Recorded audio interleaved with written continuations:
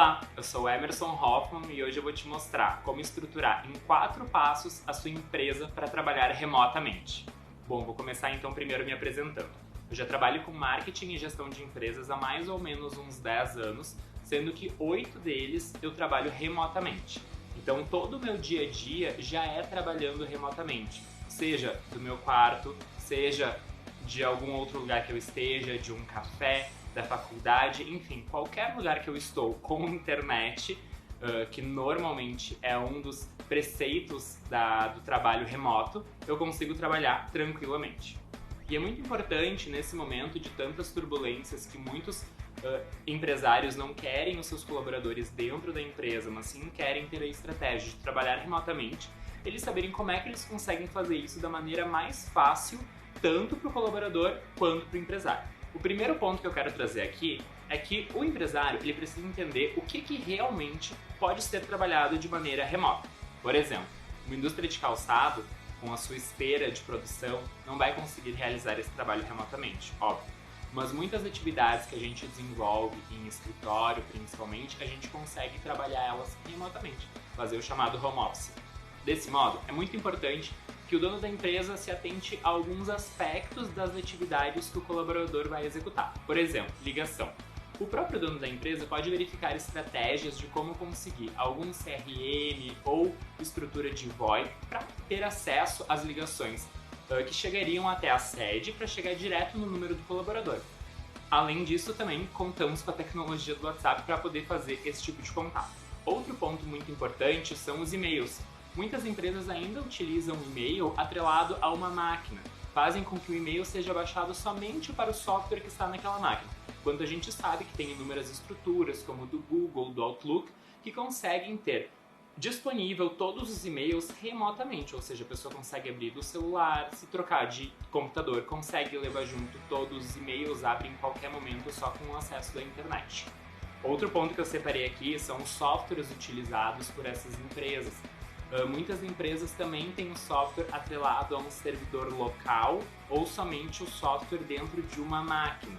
O mais ideal nesse momento é que esse software, essa tecnologia de sistema, esteja hospedada em nuvem para que todos consigam ter acesso nos mais diversos pontos que precisam.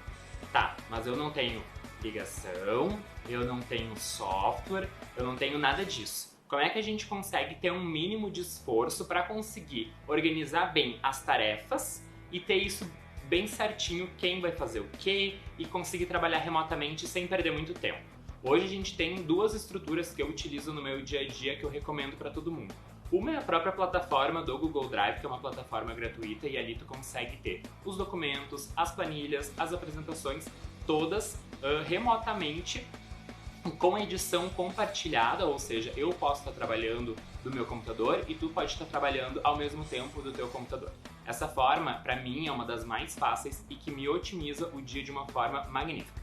Outra possibilidade também é o Trello, que é uma ferramenta gratuita também e pode ser utilizada principalmente para organização de tarefas, saber quem faz o que, montar os times, verificar em qual status está a tarefa, se tu criar um funil de processo, pode colocar a tarefa tem que ser feita, a tarefa está sendo feita, por quem está sendo feita, alguma descrição do como fazer e ainda, quando foi feita, passar para o próximo nível de que ela foi feita.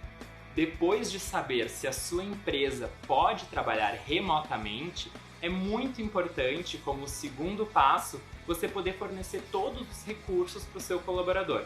Digamos que o seu colaborador vá trabalhar sim pela internet ou vá trabalhar com ligações e no local onde ele está não pega nem internet e nem um sinal telefônico. Possivelmente essa não vai ser uma tarefa que ele vai conseguir executar em home office, então vai ser necessário alguma estrutura para ele. Mas vamos pensar então que sim, ele tem toda a estrutura, tem internet, tem sinal telefônico, consegue trabalhar da melhor forma. É muito importante que as empresas estejam disponibilizando então todo o material, computador, enfim, tudo que for necessário para o colaborador poder fazer o seu trabalho da melhor forma possível. Bom, ponto 1. Você entendeu se a sua empresa pode ou não pode trabalhar remotamente e se ela não pode completamente, parcialmente, se é possível. Ponto 2, você conseguiu fornecer todos os recursos para o seu colaborador poder trabalhar e realizar o melhor trabalho possível. Ponto 3, que é muito importante e muitas vezes é negligenciado, é alinhar as expectativas. empregado e empregador, do que deve ser feito, de qual é a melhor relação de trabalho, se vai ser cobrado por hora ou por tarefa, as demandas que forem sendo entregues, se por exemplo você prefere que o seu colaborador sim esteja disponível das 8 às 5 ou das 8 às 6, ou se então vai ser por tarefa, se durante aquele dia ele tem que executar as tarefas X, Y, Z. Isso tudo precisa ser muito bem alinhado para não gerar desgaste na relação e não trazer um clima tensor negativo entre o colaborador e o empregado principalmente. E um pensamento muito importante que eu acho que a gente precisa ter quando a gente fala da confiança empregador-empregado e vice-versa é a questão das demandas sendo atendidas. O que eu quero dizer com isso? Se presencialmente não é realizado nenhum tipo de relatório, nenhum indicador de análise de tarefas sendo realizadas remotamente, fica ainda mais complicado disso ser feito. Você concorda? Significa que, se você está presencialmente com o seu colaborador e acredita que ele está fazendo o trabalho, mas não verifica o trabalho, a qualidade do trabalho, se realmente está sendo entregue tudo, de uma forma remota pode ser um pouco mais difícil de conseguir organizar isso. Por isso que é muito importante, em empresas que a gente tenha gestão mais consolidadas, mesmo presencialmente, se o colaborador está na tua frente trabalhando, tu simplesmente não acredita que ele está trabalhando. Tu cobra os relatórios do que ele fez e de todo o processo realizado para sim entender que ele está trabalhando. Não adianta simplesmente ele estar disponível durante a hora, todas as horas da jornada de trabalho, sendo que a entrega não pode de alguma forma ser verificada, fiscalizada nesse sentido. E então vem o nosso ponto 4, que é um complemento do ponto 3, que é estabelecer de forma clara e muito objetiva quais são os indicadores do teu colaborador, ou seja, pelo que exatamente tu vai estar cobrando ele, quais são as tarefas que ele precisa executar. Uma questão muito importante que muitas vezes os colaboradores passam, e até eu passei no meu início de trabalho remoto, era qual exatamente é o trabalho que eu devo fazer, por onde eu começo, como é que eu me organizo. Então é muito importante tu ter um checklist diário de todas as tuas tarefas, de todas as tuas atividades que tu tem que executar ao longo do dia. Fazer uma listagem de prioridade, porque senão a gente se engana e a gente muitas vezes começa pelo que é mais fácil pra gente fazer e não necessariamente pelo que é mais importante. Então colocar ali listagem de urgência, fazer assim, isso aqui eu realmente preciso entregar primeiro, isso pode ser depois, isso aqui não tem tanta necessidade, isso inclusive eu posso deixar assim para amanhã, mas não, essas outras tarefas todas eu tenho que executar hoje. E é muito importante que os fluxos de trabalho estejam muito bem organizados. Por quê?